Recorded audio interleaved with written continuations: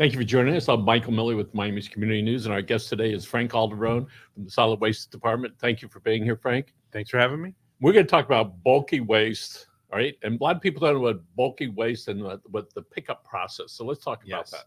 Yes, we actually switched to beginning early January to a new appointment system, where in the past they would tell you you'd have anywhere from about 8-9 days from the time you set it out to the time it could be picked up. Now they'll give you the specific date they're going to pick it up. You can set it out 3 days before. So we're not talking about the green card yet, but we're going to get to that. All right, we're talking about when you have a lot, bulky, big stuff like lots of lawn stuff, old furniture, possibly appliances, those type of things. Yeah. And so the system now is tell us what that is. All right. Well, yeah, the way it worked before was one thing that we kept from the old system to the new system. You must call in advance if you're going to set out stuff on the curb for us to pick up. We don't do sweeps. We do where you have to call. You have to set an appointment with It's us. not like after the hurricanes, they just go up and down the street and pick up. Yeah, that's a little bit different. That's because that was a special situation. Obviously, it was an emergency situation. No, you have to call us first. Every customer that we have is entitled to 2 pickups per year, what we call 25 cubic yards. A cubic yard is about the size of a washing machine, but an easier way to guesstimate is the back of one of those trucks, basically a truckload. And you have to call before putting it out. We want to emphasize that strongly. But now what we have is that instead of having it set out for a week and a half, 8-9 days, and your grass would look ugly afterwards when they come pick it up, now they tell you the day they're going to come. You can set it out up to 3 days in advance. But again, remember, call first. You must call first to set. They call 311, or they can go, or you can go online, miamidade.gov/solid waste. And we have the web address over there. Yes, that people can go to, and it's very simple. Even guys over the age of 55 can figure it out. All right, and sometimes it's a lot of stuff. All right, a lot of tree trimmings, and in our neighborhood, people are like catching on. When there's one pile, pretty soon there's 2 or 3 or 4, and so when they call in. They're going to tell them, I'm going to start to put this out tomorrow, right? Or the next day. How do they do that? You set an appointment, and then based on what's available, it might be a little bit further out than just tomorrow. All right. No, I meant set it first, and then you can put it out. They should call first, and then you're going to start putting your stuff out. Set your appointment out. You get 3 days before you can set it out. And so, because code enforcement, they drive up and down the street, yes, and they see your stuff, they give you a warning or maybe a ticket. And so, if you haven't called in, because they're checking to see if very important to call in exactly what you said, because if you haven't called in, then you can get a warning. Or if you've called in, you set it out before the 3 days, they might give you a courtesy notice at this time. Eventually, they might move on to something a little bit stronger than a courtesy notice. But yes, for sure, if you do not call it at all and you put it out there, yes, you can get the code enforcement. My suggestion for people that are not really comfortable with that is to take screenshots of that. So in case you didn't do it all the way, you didn't push the final button like send now or whatever it happens to be, you're going to be able to have that. And in our beloved city of South Miami, I was using the auto pay.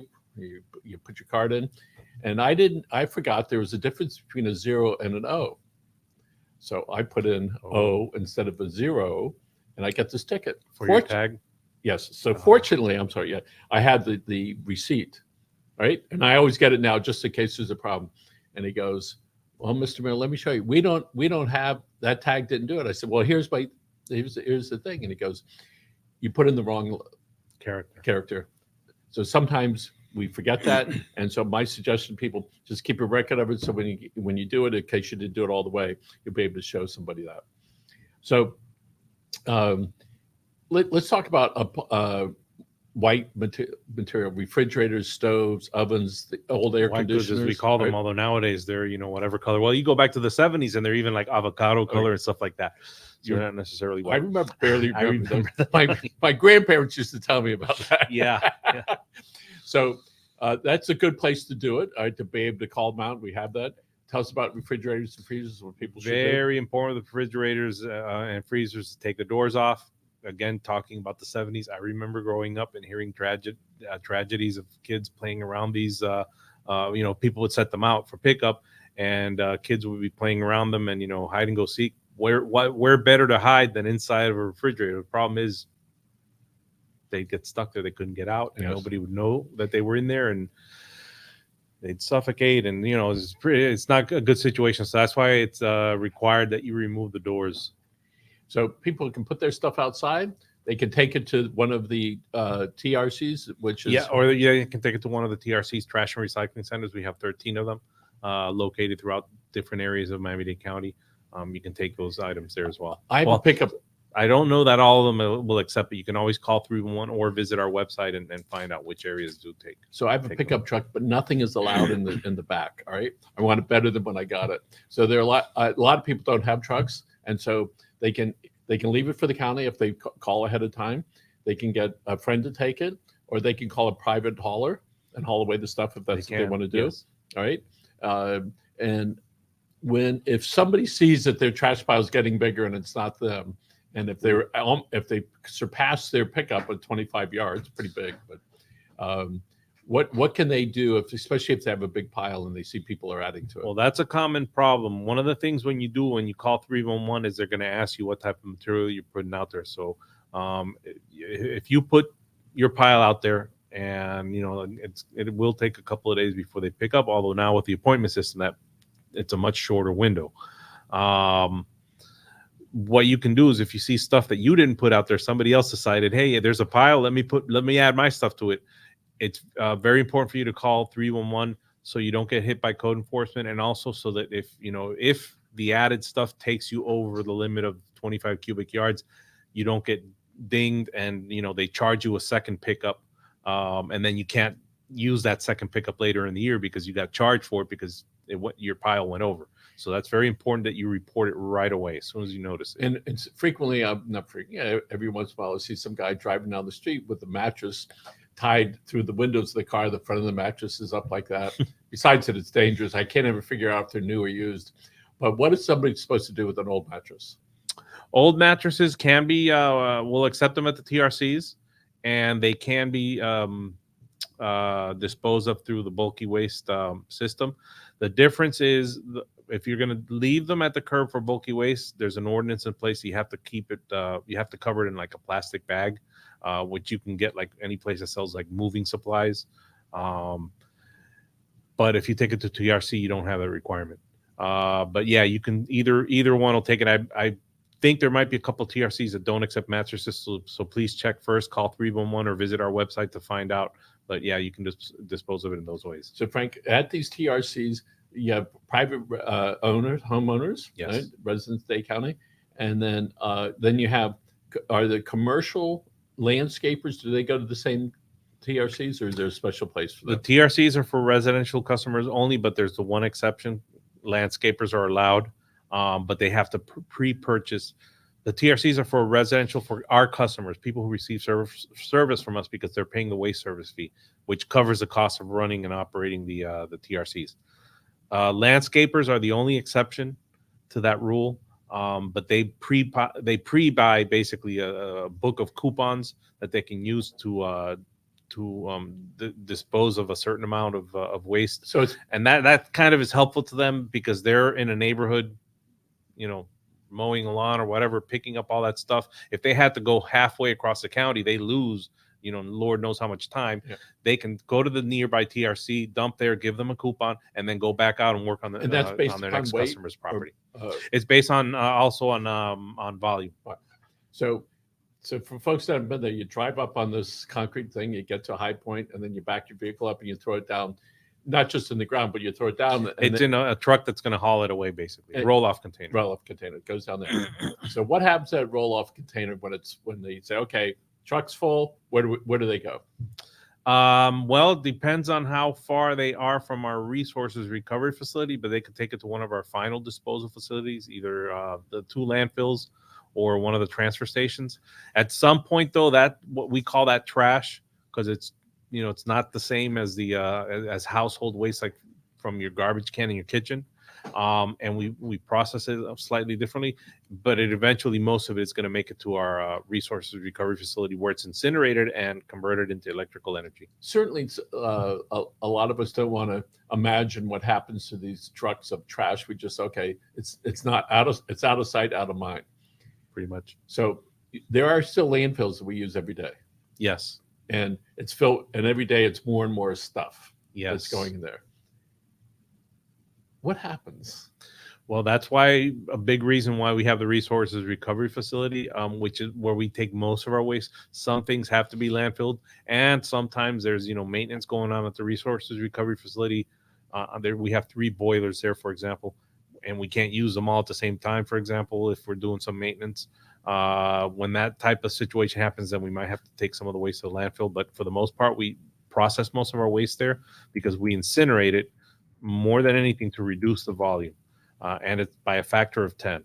And So the simple way with 10,000 pounds, and it gets reduced to about 1,000. 1,000. Yeah, That's or the amazing. simple way that we visualize or we visually refer to it is basically 10 trucks of garbage go in, 1 truck of ashes goes out. So there's stuff sometimes that is there stuff that doesn't get incinerated? There's certain items that cannot be incinerated. Mattresses are one. Not that they can't be incinerated, but because there's such a mix of materials that they can cause problems for the machinery, the processing machinery there, like the conveyor belts and so on. You've got metal coils, and you've also got the foam and the cloth, and so that mix of material is just problematic for. So when you put the it on the machinery floor over at your facility, people sort through it, or machines sort through There's it. some level of sorting, yes. And then so stuff goes in, and you fry it up, and then you have to sift through it again, take out the stuff that never. Well, the stuff that usually, when we find the stuff that usually doesn't burn is metal. And what we have is we have magnets both at the beginning, so we pull out metals and magnets, and we also have for ferrous metals, basically iron, and for non-ferrous metals, aluminum. We have what's called an eddy current, like a special electrical current that can sense it and just to push it off to the side. And we do that before and after.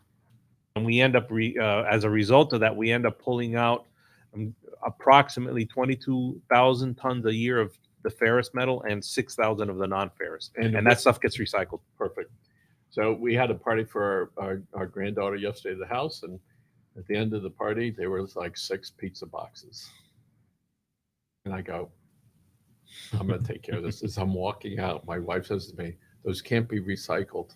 I'm thinking, if I only told her how many times I've said that. But I did go out and I looked at, we had some help to haul away the stuff, and how they had packed the cardboard was so much stuff into the green dumpsters. And I actually took some of it out, right? Because I realized it's going to be a little bit harder because they're just packing it, jammed, right? Yeah.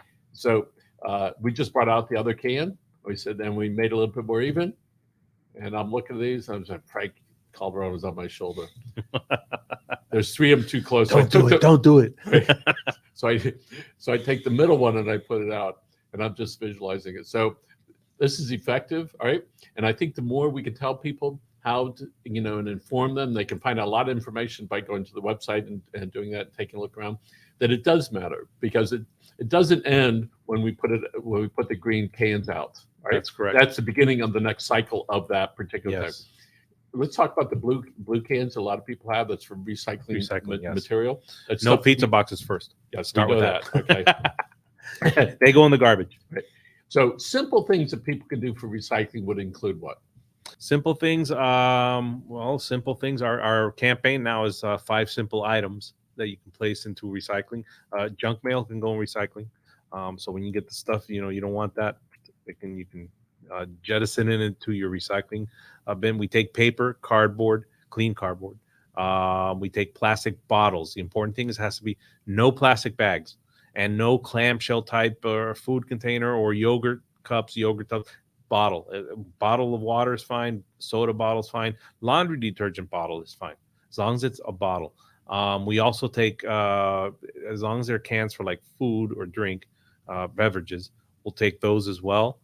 Metal that can be recycled, whether it's a quote unquote tin can or an aluminum drink can, we'll take that. We take cartons, like milk cartons, that sort of thing. We'll take that as well. I noticed that Amazon now, you can click off if it's acceptable that they use a box that had been returned to them. And I said, I'm going to see this. So I get this box. It's got pictures of stuff that I didn't order. I'm going, I didn't order that. I opened it up. The stuff that I ordered was on the inside. So that box got 2 lives. All right.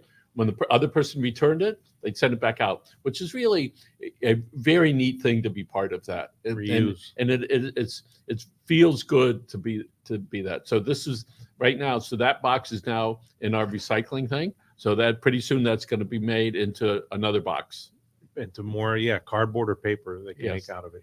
So if we could, let's go back to why the change with the bulky way. What caused the way that the timing of that to be able to change that? Well, a lot of it is that when we had like an 8 to 9 day window of picking up, you just have a lot of piles that you see lying around, and they're legitimate piles.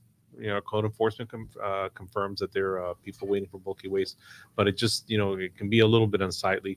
And another thing is we'd often get complaints, especially when we couldn't get to them right away, where the grass underneath would not be as nice and green as it was when they originally placed the pile out.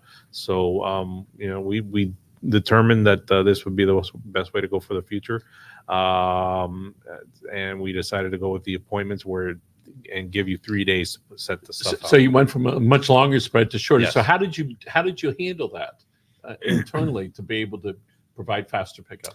That's a good question. That's more probably for our dispatch team. I don't know all the details about how that aspect of it goes, But it's we working. do have a dispatch team. Yes. So far, it's working. Yes. And certainly one of the concerns, I live in horse country where the properties are pretty big, and when we would put it on the grass, you'd see it eat up the grass, and then moved on the driveway, which actually was pretty good. All right, for us. But if somebody if they put it on their driveway instead of the grass, and it goes, let's say it's from the swale to the street, but if some of that is on the inside of the property, what's the position county? They might not want to go inside of personal property. They'll even sometimes require that the homeowner sign off for any liability. So that's why it's important. That's why we say it's got to be in the right of way as much as possible. There's certain situations we understand some properties, the way they're built, there isn't right of way. It's just street or whatever, and that arrangement can be worked out when you call 311. And by the way, one of the things that we did, we used to have a trailer at our house, and we would go during the month, and I'd go busy work and fill it up and then take it over to TRC on 118th. And then so we said, okay, getting too old for that. All right. So I tell our landscaper now, you got to take it with you. All right. I don't want it sitting around. All right. And what a difference that's made. All right. Because the number of our bulky waste pickups has been reduced. All right. And it also gives us a chance to keep it cleaner. Our next door neighbor, on the other hand, they every 6 months or so, whatever it is, they have their pile out there. I ask them, can I use your pile? They say, okay. Sometimes we do that. And I see that it is getting better in horse country. And now I don't know who's picking up on 118th Avenue, but I'll tell you what, it's clean. And my hats off first to Senator Soto. Second, that that's part of your department. And when trash is and rubbish is on the streetway there, a code enforcement officer would see it. Is that how that works? And then what or it happens? can be reported in. It can be reported in. Right. They'll see it. They'll investigate. They'll take a look. They'll try to, they determine the size, the material that makes up the illegal dumping, as we call it, and they'll try and see if they can find any clues in the waste to pin it to the person that originated it, and investigate based off of that. Sometimes if it's done in an area that we call a hotspot, we have a camera there, then that gives us more evidence. We can see the person doing it. In some cases, even get like a tag, an auto tag. Wasn't and me. go But there's find song, wasn't me, right? Yep. So let's talk about that down in Homestead and Redland area where there are not many houses. It's very dark at night. Some of the landowners have unfortunately been way put out because the illegal dumpers put it on the property, right? And the county's position is that's on your private property, all right? You might have done it, all right? And the county's position is that can be part of your bulky waste pickup, or what? Or they have to pay. They got to get rid of it. Pretty much, yeah. And once it's on, especially when it's on private property, if it's in the right of way, it falls under our purview to look into it and see what's going on. If it's on private property, though, that falls under what used to be DERM, I think. Not DERM necessarily. It's code enforcement, which is part of the RER department. Regulatory and Economic Resources. Yeah, they would investigate, and most likely, yeah, the owner unfortunately would have to be would be on the hook.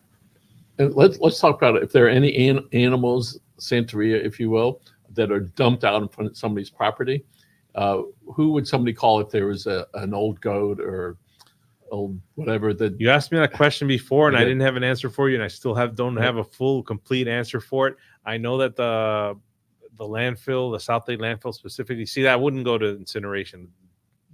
Animal, dead animal, that would go to the South Lake landfill. As far as picking it up or reporting it as illegal dumping or something like that, that's a question I'm gonna have to look into. So they call 311 and they say, listen, there's a dead animal. However, see, I don't know if it falls to animal services or if it falls to us if it's on the right of way. That's the trick question that I need to find out for you. And you did ask me before, and I said I was going to look at it, and I didn't. I'll have to remember. Yeah, unfortunately, 20 Go years back and ago, I ask. was the subject of a lot of that as we were Oh, Lord. writing a lot of. I hope that's not happening anymore. No, I've not seen it. Not that I'm looking anymore. But as far as the Santeria stuff seems to be sort of diminished, or maybe they're handling it some other ways. Let's talk about on holidays. What's the position in solid waste as far as what holidays they don't pick up and how that would happen? We only take 3 holidays every year, as far as like not picking up, and as far as our facilities closing.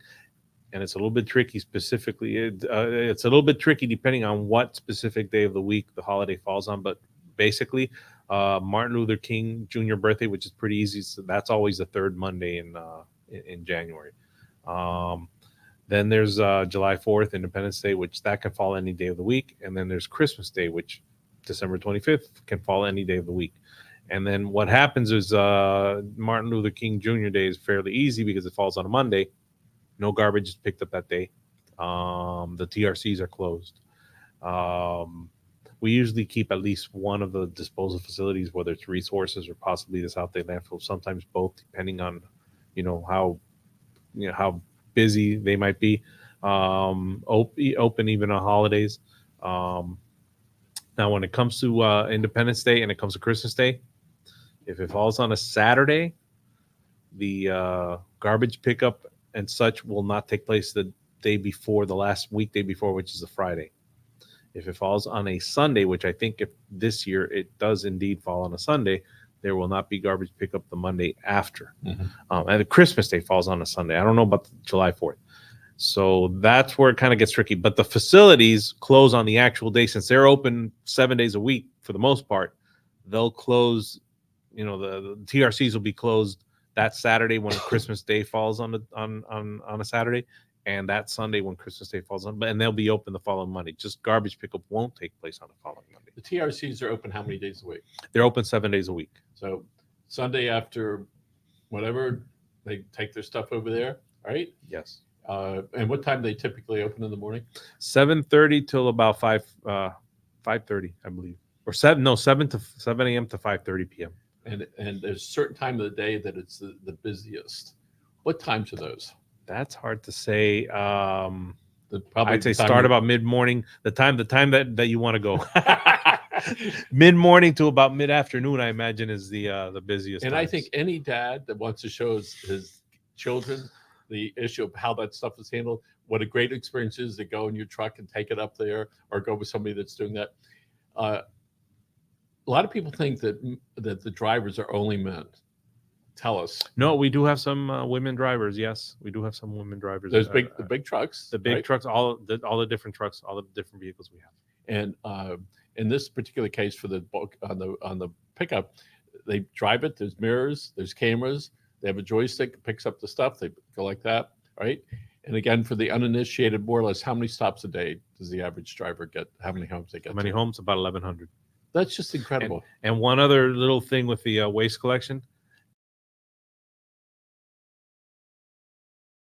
You can drive both ways. Some of them just stay on the right-hand side the whole time because they don't feel like switching over. Some of them will take it from the yard, sitting on the left-hand side, drive it to their route area, and when they start their route, they'll switch over and move to the right. But they have to do it from the right-hand side so they can see in the mirror and make sure that the arm picks up the can. So are there two of the same looking fronts? Is the back the same as the front? No, it's different. No. But they can.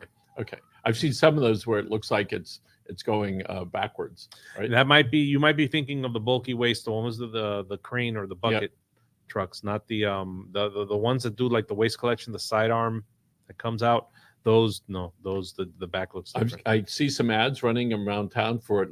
The solid waste department's looking for some folks there. So if they're interested, they go online and they can apply for that. Right. Miami-Dade.gov/jobs. So, all right, Frank, it's always a pleasure. Thanks Thank for you very having much. me. Appreciate it. Folks, thanks for joining us again. It's Frank Calderone from the Solid Waste Department of Miami-Dade County. Thanks again for joining.